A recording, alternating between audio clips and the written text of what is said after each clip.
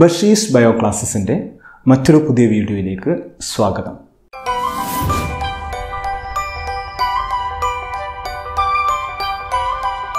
കഴിഞ്ഞ വീഡിയോ ക്ലാസ്സിൽ 12th biology human റീപ്രൊഡക്ഷനിലെ ആദ്യ ഭാഗം റീപ്രൊഡക്റ്റീവ് ഇവൻറ്റ്സ് ആണ് നമ്മൾ ചർച്ച ചെയ്തത്. നമ്മൾ നേരത്തെ സൂചിപ്പിച്ചതുപോലെ ഇന്ന് പരിചയപ്പെടാൻ പോകുന്നത് മെയിൽ റീപ്രൊഡക്റ്റീവ് സിസ്റ്റമാണ്. കഴിഞ്ഞ ക്ലാസ് കണ്ടിട്ടില്ലാത്ത മുഴുവൻ ആളുകളും ആ ക്ലാസ് കണ്ടതിന് ശേഷം ഈ പാർട്ടിലേക്ക് വരുന്നതായിരിക്കും ബെറ്റർ. കാരണം ഈ ചാപ്റ്ററിൻ്റെ ഒരു ഓവറോൾ പിക്ചർ ലഭിക്കാൻ നമുക്ക് കഴിഞ്ഞ ക്ലാസ് സഹായകമായിട്ടുണ്ടെന്നറിയാം. കഴിഞ്ഞ ക്ലാസ്സിൻ്റെ ലിങ്ക് നമുക്ക് ഈ വീഡിയോയുടെ ഡിസ്ക്രിപ്ഷനിലും ലഭ്യമാണ്. അപ്പോൾ നമ്മുടെ ഇന്നത്തെ ക്ലാസ് ആരംഭിക്കുകയാണ്.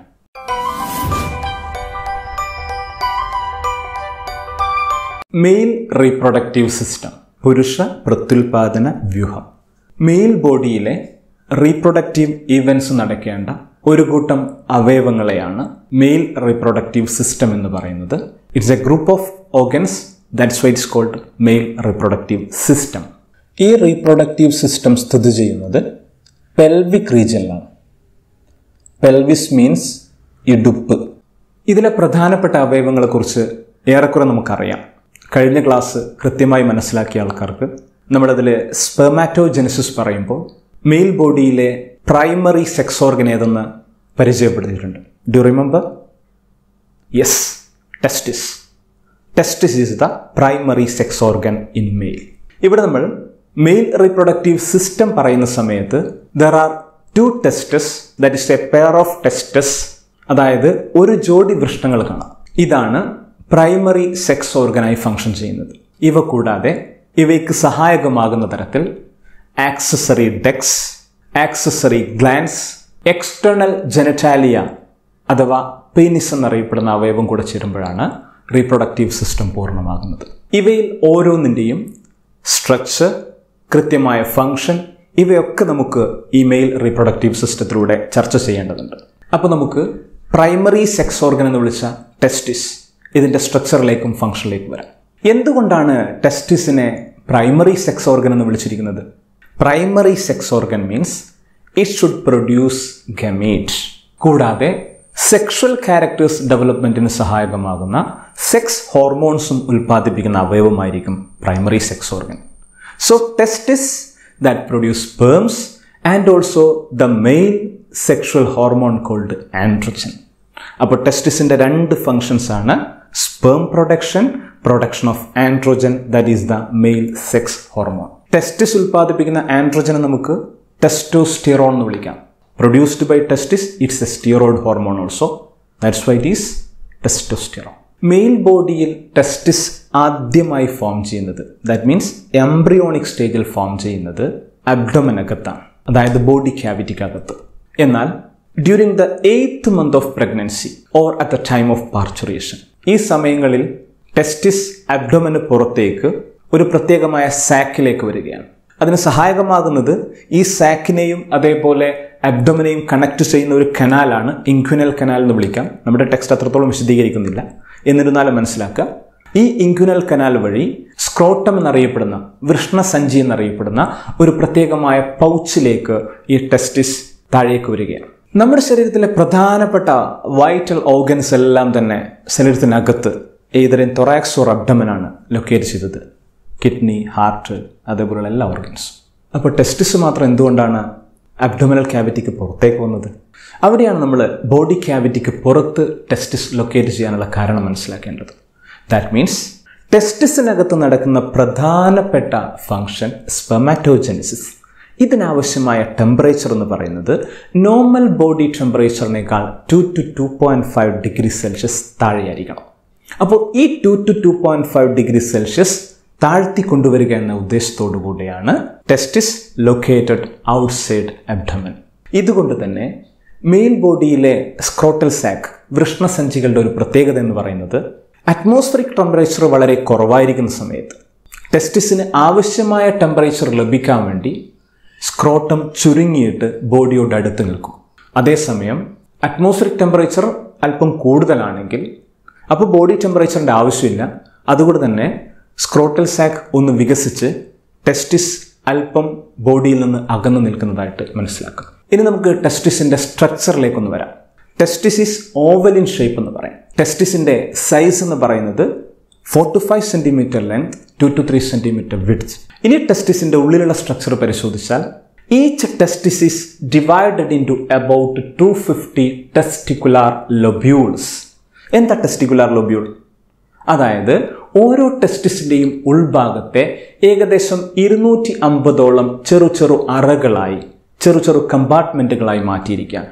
ഈ കമ്പാർട്ട്മെന്റ്സിനെ വിളിക്കുന്ന പേരാണ് ടെസ്റ്റിക്കുലാർ ലൊബ്യൂൾ. ഓരോ ലൊബ്യൂളിനകത്തും കൃത്യമായി കോയിൽ ചെയ്തിരിക്കുന്ന 1 മുതൽ 3 വരെ ചെറിയ ട്യൂബ്യൂളുകളെ കാണാൻ കഴിയുന്നു. ഈ ട്യൂബ്യൂളുകളെ വിളിക്കുന്ന പേരാണ് സെമിനിഫറസ് ട്യൂബ്യൂൾസ്.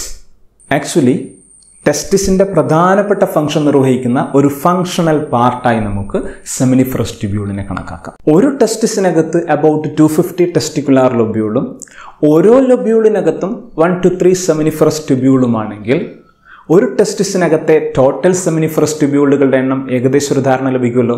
അബൌട്ട് 250 ടെസ്റ്റിക്കുലാർ ലൊബ്യൂൾ എന്നും 1 to 3 സെമിനിഫറസ് ട്യൂബ്യൂൾ എന്നും പറഞ്ഞതുകൊണ്ട് കൃത്യമായ കണക്കെന്ന് മനസ്സിലാക്കരുത്, ഏകദേശം ഒരു ധാരണയ്ക്ക് വേണ്ടി.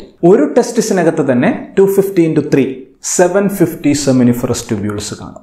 ഇനി 2 ടെസ്റ്റിസും ചേർന്നാണെങ്കിൽ 750 plus 750 1500 seminiferous tubules R there in male reproductive system. ഓരോ സെമിനിഫറസ് ട്യൂബ്യൂളിനകത്തും സ്പെർമറ്റോഗോണിയ അല്ലെങ്കിൽ മെയിൽ ജേം സെൽസ് എന്നറിയപ്പെടുന്ന പ്രധാനപ്പെട്ട സെൽസ് കാണും. ഈ സ്പെർമറ്റോഗോണിയാണ് ആദ്യഘട്ടത്തിൽ മൈറ്റോസിസിനും പിന്നീട് മിയോസിസിനും വിധേയമായി ഹാപ്ലോയിഡായ സ്പേംസ് അഥവാ പുംബീജങ്ങളായി മാറേണ്ടത്. ഇനി ഇതോടൊപ്പം തന്നെ ഈ സ്പെർമറ്റോഗോണിയ എന്നറിയപ്പെടുന്ന സെൽസിനൊപ്പം തന്നെ പ്രധാനപ്പെട്ട മറ്റൊരു സെൽ കാണുന്നത് സെർട്ടോളി സെൽസ് ആണ്. ഇവയെ നമുക്ക് നേഴ്സ് സെൽസ് എന്ന് വിളിക്കാം. ആ പേര് സൂചിപ്പിക്കുന്നത് പോലെ തന്നെ ഡെവലപ്പിംഗ് സ്പേംസിന് ആവശ്യമായ നറിഷ്മെന്റ്, ന്യൂട്രിയൻസ്, പോഷകങ്ങൾ നൽകുന്ന സെൽസ് ആണ് ഈ സെർട്ടോളി സെൽസ് അഥവാ നേഴ്സ് സെൽസ്. ഇനി സെമിനിഫറസ് ട്യൂബ്യൂളിന്റെ പുറത്തുള്ള സ്പേസ്, അതായത് കുറേ സെമിനിഫറസ് ട്യൂബ്യൂൾസ് കാണുന്ന സമയത്ത് സെമിനിഫറസ് ട്യൂബ്യൂളുകൾക്ക് ഇടയിലുള്ള സ്പേസ്, ആ സ്പേസിനെ വിളിക്കുന്ന പേരാണ് ഇൻഡസ്ട്രീഷ്യൽ സ്പേസ്. ഈ ഇൻഡസ്ട്രീഷ്യൽ സ്പേസിൽ കാണുന്ന പ്രധാനപ്പെട്ട സെല്ലുകൾക്ക് വിളിക്കുന്ന പേരും അങ്ങനെ തന്നെയാണ്, ഇൻഡസ്ട്രീഷ്യൽ സെൽസ്. മറ്റൊരു പേരിൽ കൂടെ അവ അറിയപ്പെടുന്നു ലേഡിക് സെൽസ്. ഇതുകൂടാതെ അനേകം ബ്ലഡ് വെസൽസും അതേപോലെ ഇമ്മ്യൂണോ കോമ്പറ്റന്റ് ആയ ചില സെൽസുകളും ആ ഒരു സ്പേസിൽ കാണാം. ഏതായാലും നമുക്ക് ലേഡിക് സെൽസിലേക്ക് വരാം. ഈ ലേഡിക് സെൽസ് ആണ് ഞാൻ നേരത്തെ സൂചിപ്പിച്ച മെയിൽ സെക്സ് ഹോർമോണായ ടെസ്റ്റോസ്റ്റിറോൺ ഉൽപ്പാദിപ്പിക്കാൻ കഴിയുന്ന സെൽസ് എന്ന് പറയും. അപ്പോൾ ലേഡിക് സെൽസിന്റെ ഫംഗ്ഷൻ നമ്മൾ ഓർത്തു വെക്കണം. They secrete testicular hormone otherwise called testosterone, പൊതുവെ നമുക്ക് ആൻഡ്രോജൻ എന്ന് വിളിക്കാം. ഞാൻ ഇമ്മ്യൂണോ കോമ്പറ്റന്റ് സെൽസുകളെ കുറിച്ച് ജസ്റ്റ് സൂചിപ്പിച്ചു. വളരെ ചെറിയ ലിംഫോസൈറ്റുകളും മാക്രോഫേജുകളൊക്കെയാണ് അത്തരം സെല്ലുകളായിട്ട് പ്രവർത്തിക്കുന്നത്. നമ്മുടെ ശരീരത്തിന്റെ മറ്റെല്ലാ ഭാഗങ്ങളെയും ഇമ്മ്യൂണോളജിക്കലി ആക്റ്റീവായി രോഗപ്രതിരോധ സംവിധാനം നിലനിർത്തുന്നത് പോലെ തന്നെ അതേ ഫംഗ്ഷനാണ് ഈ ഇമ്മ്യൂണോ കോമ്പറ്റന്റ് സെൽസിനും ടെസ്റ്റിസിൽ നിർവഹിക്കാനുള്ളത്. ഈ പറഞ്ഞ കാര്യങ്ങൾ വെച്ചുകൊണ്ട് ടെസ്റ്റിസിന്റെ സ്ട്രക്ചർ നമുക്കിങ്ങനെ വിശദീകരിക്കാം. Testis oval in shape, 4 to 5 centimetre length, 2 to 3 centimetre width. Each testis divided into about 250 testicular lobules. Inside each testicular lobule 1 to 3 seminiferous tubules. Then inside seminiferous tubules there are spermatogonia cells and Sertoli cells. Outside seminiferous tubule, the space called interstitial space, there are interstitial cells otherwise called Leydig cells. In that space we can see many blood vessels and also immunocompetent cells. That would be a clear explanation for the structure of testis. ഇനി നമുക്ക് accessory ഡക്സിലേക്ക് വരാം. Accessory ducts ആയിട്ട് text പരിചയപ്പെടുത്തുന്നത് 4 ഡക്റ്റുകളെയാണ്. നമുക്കിതിന് duct system എന്ന് പറയും. ഇവയുടെ function എന്ന് പറയുന്നത് ടെസ്റ്റിസിൽ ഫോം ചെയ്ത സ്പേംസിനെ ക്യാരി ചെയ്യുക അല്ലെങ്കിൽ അതിനെ വഹിച്ചു കൊണ്ടുവരിക എന്നതാണ്. നോക്കാം നമുക്ക് ഏതൊക്കെയാണ് accessory ducts. First one rete testis, then vasa efferentia, third one is the epididymis and last one is the vas deferens. ഓരോന്നും കൃത്യമായി മനസ്സിലാക്കാം.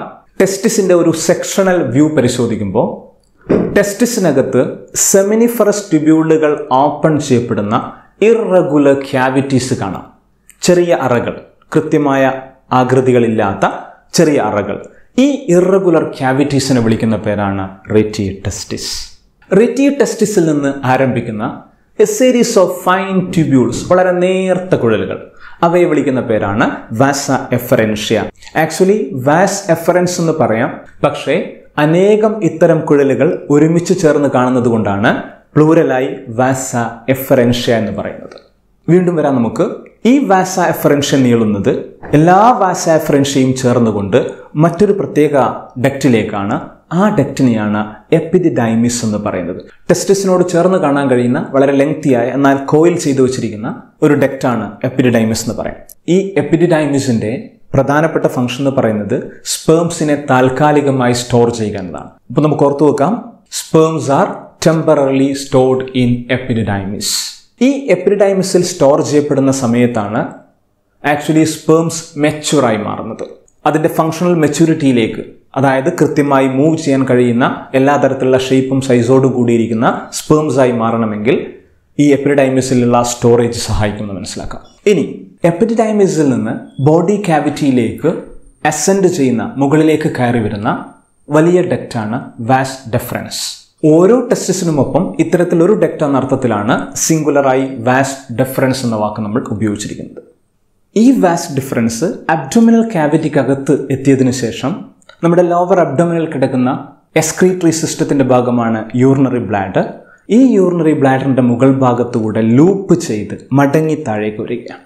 അങ്ങനെ വരുന്ന സമയത്ത് അവിടെ മറ്റൊരു ഡക്റ്റുമായി ഇത് യുണൈറ്റ് ചെയ്യുന്നു, കൂടിച്ചേരുന്നു. ആ ഡക്റ്റ് എന്ന് പറയുന്നത് it is the duct from seminal vesicle. അടുത്ത ഭാഗത്ത് നമ്മൾ പറയാൻ പോകുന്ന ആക്സസറി ഗ്ലാൻസിലെ പ്രധാനപ്പെട്ട ഗ്ലാൻഡ് ആണ് സെമിനൽ വെസിക്കിൾസ്. ഈ സെമിനൽ വെസിക്കിൾസിൽ നിന്ന് പുറത്തേക്ക് വരുന്ന ഡക്റ്റുമായി വാസ് ഡിഫറൻസ് ജോയിൻ ചെയ്യുകയും അതൊരു പുതിയ ഡക്റ്റായി രൂപപ്പെടുകയും ചെയ്യുന്നു. And that duct is called common ejaculatory duct. Common ejaculatory duct പിന്നീട് യൂറിത്രയുമായി ജോയിൻ ചെയ്യും. ഈ യൂറിത്ര എന്നത് പെനിസ് വഴിയാണ് പുറത്തേക്ക് ഓപ്പൺ ചെയ്യപ്പെടുന്നത്. ഈ യൂറിത്രയുമായാണ് കോമൺ ഇജാക്കുലേറ്ററി ഡക്റ്റ് ജോയിൻ ചെയ്യുന്നത്. യൂറിത്രയുടെ പുറത്തേക്കുള്ള ഓപ്പണിങ്ങിനെ നമുക്ക് യൂറിത്രൽ മീറ്റസ് എന്ന് വിളിക്കാം.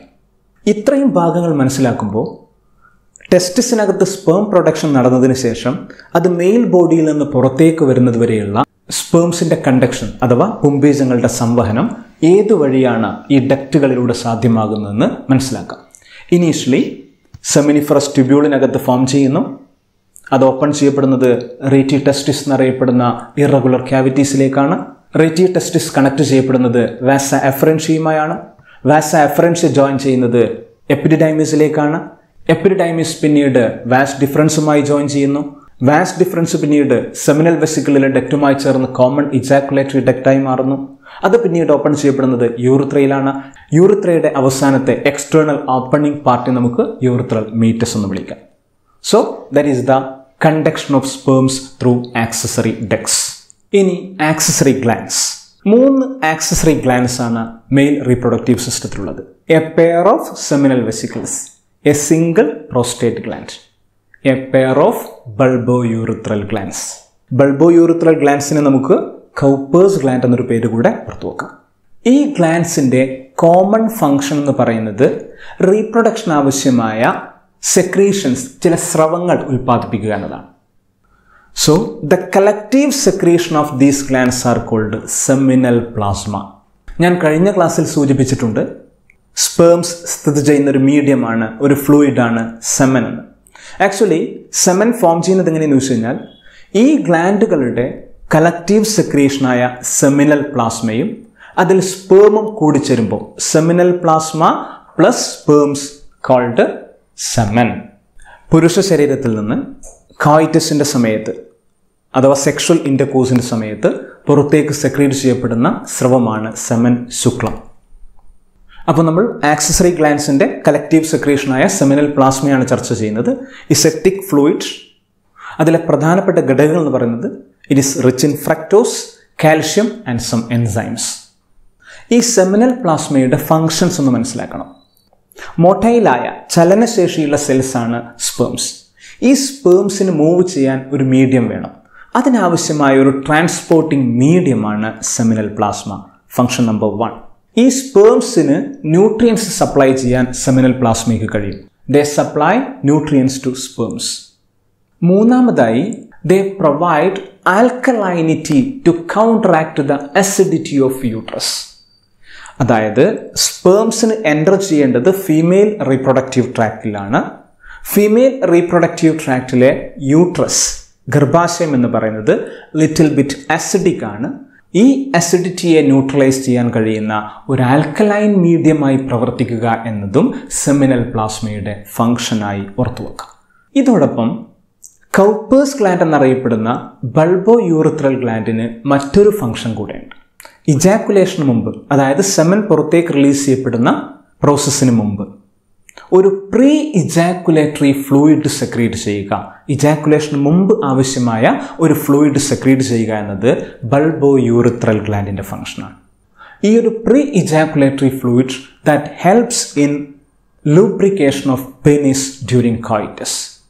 ഒരു സെക്ഷൽ ഇൻ്റർകോഴ്സിൻ്റെ സമയത്ത് പെനിസിന് ഈസിയായി ലൂബ്രിക്കേറ്റ് ചെയ്യുന്ന ഒരു ഫ്ലൂയിഡായി പ്രവർത്തിക്കുന്നത് കൗപ്പേഴ്സ് ഗ്ലാൻഡിൻ്റെ സെക്രീഷനാണ്. അതുകൊണ്ട് അങ്ങനെയും കൂടെ ഓർത്തു വെക്കാം.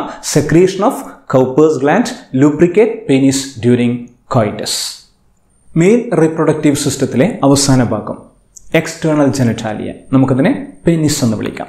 ഒന്നാമതായി ഓർമ്മിക്കുക, penis is a copulatory organ. അതായത് മേറ്റിങ്ങിന് സഹായിക്കുന്ന, മെയിലും ഫീമെയിലുമായി സെക്ഷൽ കോണ്ടാക്റ്റിന് സഹായിക്കുന്ന അവയവമാണ് പെനിസ്.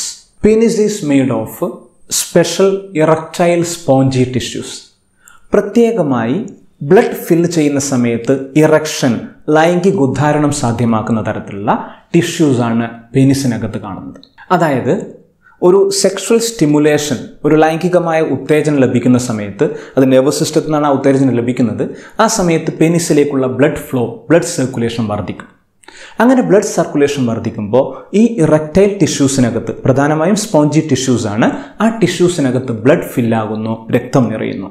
ആ സമയത്താണ് പെനിസ് ഇറക്റ്റായി ലൈംഗിക ഉദ്ധാരണം ഉണ്ടാകുന്നെന്ന് പറയും. ഈ ഇറക്ഷൻ, ഈ ലൈംഗിക ഉദ്ധാരണം ഇൻസെമിനേഷൻ ഹെൽപ്പ് ചെയ്യും. നമുക്കറിയാം, മെയിൽ സ്പേംസിനെ ഫീമെയിൽ റീപ്രൊഡക്റ്റീവ് ട്രാക്കിലേക്ക് പാസ് ചെയ്യുന്നതാണ് ഇൻസെമിനേഷൻ എന്ന് വിളിക്കുന്നത്.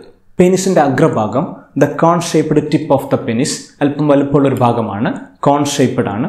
ആ ഒരു ഭാഗത്തെ വിളിക്കുന്ന പേരാണ് ഗ്ലാൻസ് പെനിസ്. ഈ ഗ്ലാൻസ് പെനിസിനെ കവർ ചെയ്തുകൊണ്ട് a loose fold of skin is there.